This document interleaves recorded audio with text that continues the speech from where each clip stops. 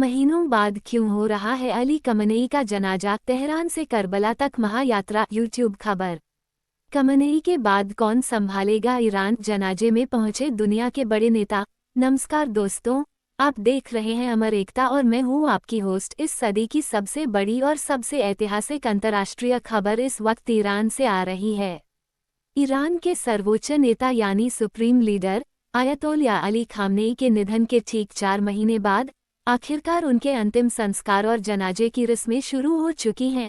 आज पूरा Iran high alert पर है।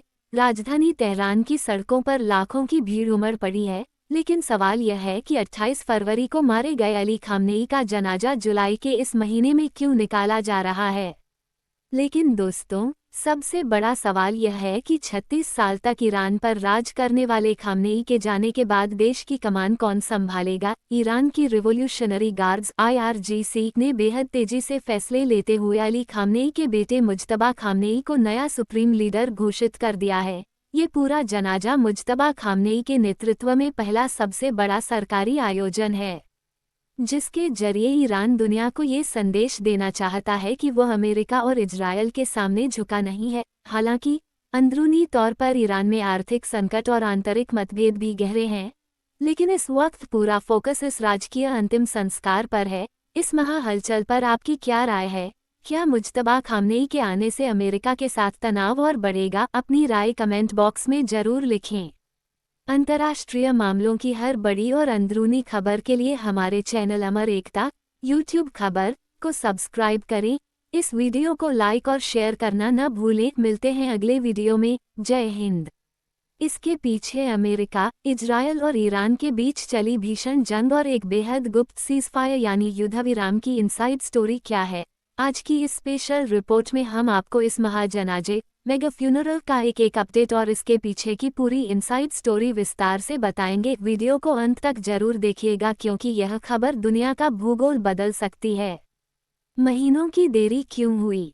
दोस्तों, सबसे पहले बात करते हैं कि आखिर इतनी देरी क्यों हुई। आपको याद होगा कि इसी साल 28 फरवरी 2026 को अमेरिका और इजरायल ने मिलकर ईरान की राजधानी तेहरान में एक बेहद सटीक और भीषण हवाई हमला किया था। इस हमले में 86 वर्षीय सुप्रीम लीडर अली खामनेई के साथ उनकी पत्नी, बेटी, दामाद और यहां तक कि उनकी 14 महीने की पोती की भी मौत हो गई थी। इस हमले के तुरंत बाद पश्चिम एशिया में एक भीषण युद्ध छिड़ गया।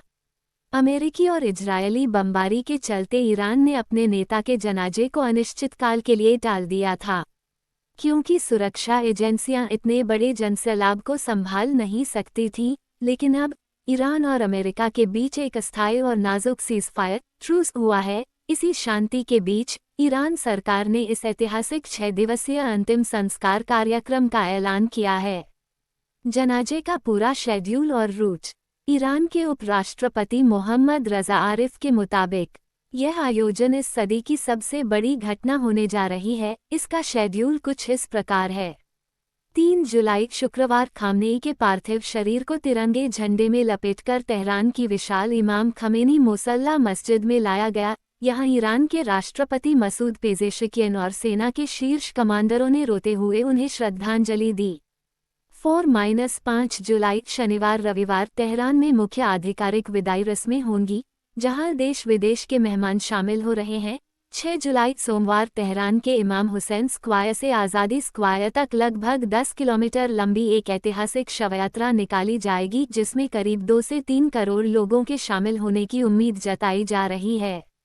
इराक यात्रा। सिर्फ ईरान ही नहीं, शिया मुस्लिमों के अनुरोध पर खामनेई के पार्थिव शरीर को पड़ोसी देश इराक के पवित्र शहरों नजफ और करबला भी ले जाया जाएगा। 9 जुलाई गुरुवार अंत में उन्हें उनके गृहनगर अमशाद में ईरान के सबसे पवित्र इमाम रज़ा दरगाह परिसर में सुपुर्द खाक दफन किया जाएगा।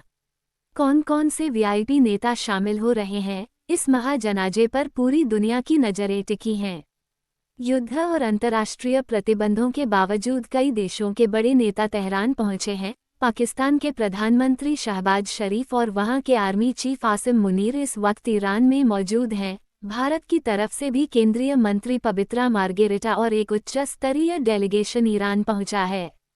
इसके अलावा अफगानिस्तान के तालिबान सरकार के विदेश मंत्री आमिर खान मुत्तकी और आर्मेनिया व तजिकिस्तान के राष्ट्राध्यक्ष भी इस समारोह का हिस्सा बने हैं। भारत से जम्मू कश्मीर की पूर्व मुख्यमंत्री महबूबा मुफ्ती ने भी तेहरान पहुंचकर अपनी संवेदनाएं व्यक्त की हैं। ईरान का अगला सुप्रीम लीडर कौन?